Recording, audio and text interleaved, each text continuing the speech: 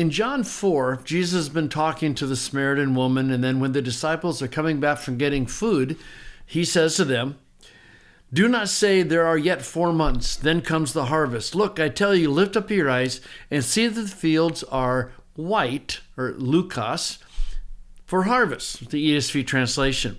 I received an email the other day from someone who didn't understand why fields and harvest apparently weren't in the same case. And then he continued to say, it's usually translated as though the fields are white. And then he says, which is nonsensical anyway. Ripe grain is never white. What is white? Well, it was a question that really did betray a lack of humility on his part. But the answer to the question is actually a little more complicated than you might expect. First of all, you never say that a standard translation done by a group of scholars is nonsensical. Choros, fields, is accusative because the direct object of the verb, and leukai is in the nominative because it's the predicate nominative from asin. So, grammatically, that's a very, very simple first-year Greek thing to see. And not being a farmer, I don't know if fields turn white. I suspect some might turn at least a brighter color, but I'm not sure. But this is somewhat awkward, isn't it? Why say white for harvest? And the fact that it is a little awkward should tell us that there's something else going on. Generally in the Middle East, I'm told, that crops take about 6 months to plant, grow, and harvest. So if you're counting from the time from when it's already planted to when you start the harvest, 4 months is about right.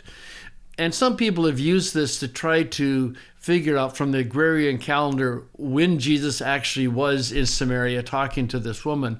But probably Jesus is just quoting an aphorism, and his point isn't that it takes 4 months to wait for the harvest. He wants to say that the spiritual harvest of the woman and the people that she witnessed to, who are coming to him right then, there's no delay now. The harvest is ready. But still we have the question is, why did Jesus use leukos? Well, leukos primarily means white, and BDAG says it can also mean bright, shining, or gleaming. When you look at the references, and most of the biblical references are to the Transfiguration, white still is a better translation. Leukos means white. And I would guess that what's probably going on is that while the people who were coming were not in pure white clothes, they probably were brighter clothes than the surrounding countryside. And so white would be an evocative way to make the point. But there's another point that I want to make here, and that is the translation ripe. They are ripe for harvest. And when you go to the NRSV, they are ripe for harvesting. And you go to the NLT, and it's the fields are already ripe for harvest. Here's the problem. The word leukos never means ripe. And I have a real problem translating with an English word that the Greek word simply cannot mean. And you'll notice the NLT says Greek white. Okay, that's okay. But when you go to the CSB, it says because they are ready, and the footnote says literally white. If the word literally means white and it conveys the meaning accurately, then why not translate white? Why choose an English word that is nowhere within the semantic domain of the Greek word?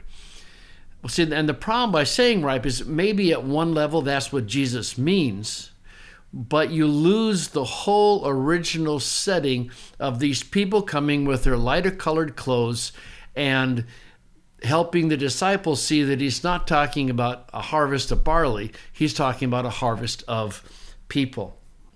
Let's translate the Greek with English words that are in the semantic range of the Greek, as long as it conveys meaning. And I think if you just say ripe, you're losing the visual impact the disciples would have experienced seeing the people coming to Jesus with their lighter colored clothes.